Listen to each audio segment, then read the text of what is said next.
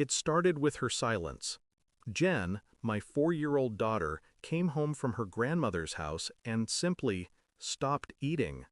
No tantrums, no excuses, just refusal.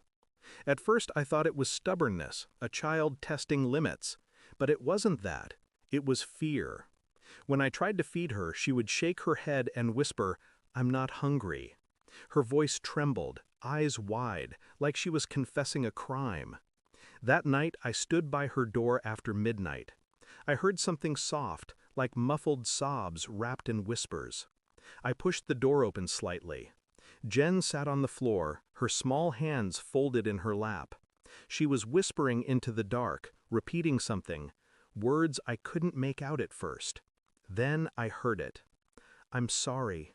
I won't steal food again. Please don't tell Grandma." Something in me went cold. My breath caught, frozen between disbelief and rage. She wasn't playing. She was apologizing. And that's when I knew. Something had happened in that house. Something I wasn't supposed to know. The next morning, I asked my wife, calmly. She brushed it off. "Kids exaggerate," she said, sipping her coffee, not meeting my eyes. But her hands trembled when she set the cup down. I watched her. The way she avoided Jen's name. The way she tensed when I mentioned her mother. My mother-in-law. A woman who smiled like a saint and judged like God. She'd always insisted Jen stay over to learn manners. Now, those words felt like a threat. I called the pediatrician, hoping for a medical explanation. There was none. Jen was physically fine. Emotionally, shut down. At dinner, my wife placed food in front of her. Jen flinched. I watched her eyes dart toward her mother's hands as if expecting to be struck. And in that instant, something inside me broke, quietly, like a glass cracking beneath a whisper. I didn't speak that night.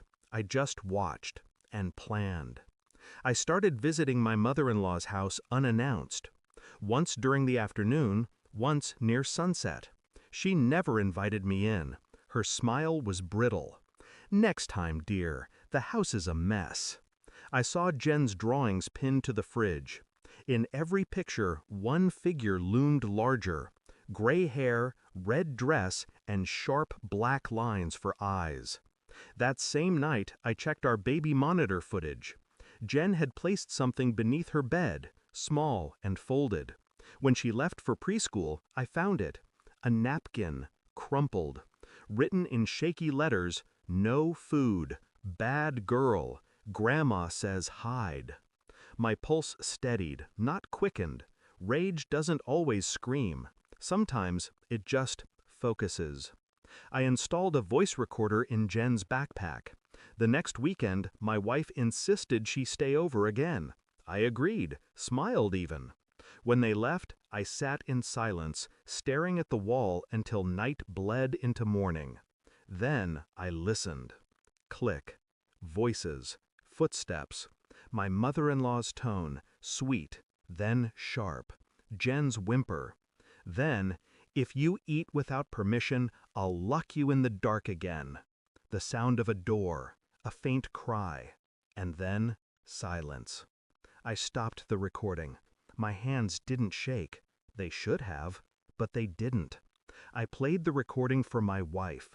She froze mid-step, the color draining from her face. Her mouth opened, then closed. She didn't mean I didn't let her finish. I replayed it, once, twice, until her denial fractured into tears. Until she understood that I wasn't asking for an explanation. I was presenting evidence. "Did you know?" I asked quietly. Her silence was answer enough. She wept, trembling, reaching for my arm. I stepped back. Because now I saw it. The complicity, the excuses, the guilt she carried in secret, buried beneath the lie of family peace. She knew, and she let it happen. The next morning I drove to that house. The old woman opened the door with her saccharine smile. "Oh, it's new again." I handed her an envelope. Inside, printed transcripts of every recorded word. Her hands shook as she flipped through them. I leaned close, whispered, "You won't ever see her again."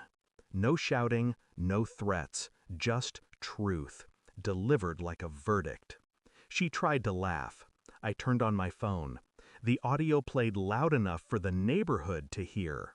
Her face changed, first disbelief, then fear. Then something small and pathetic collapsed inside her. When I left, she was still standing in the doorway, holding those pages like they burned her palms. Jen eats again now, slowly, quietly. Sometimes she asks if Grandma is still mad. I tell her no, that Grandma's gone away. My wife moved out last week. She didn't fight it. Maybe guilt becomes a kind of gravity. You stop resisting, and it just pulls you under. The house is silent again, but it's a clean silence. No whispers behind doors, no apologies in the dark. I sit in Jen's room at night sometimes, watching her breathe. Every rise and fall of her chest feels like something sacred.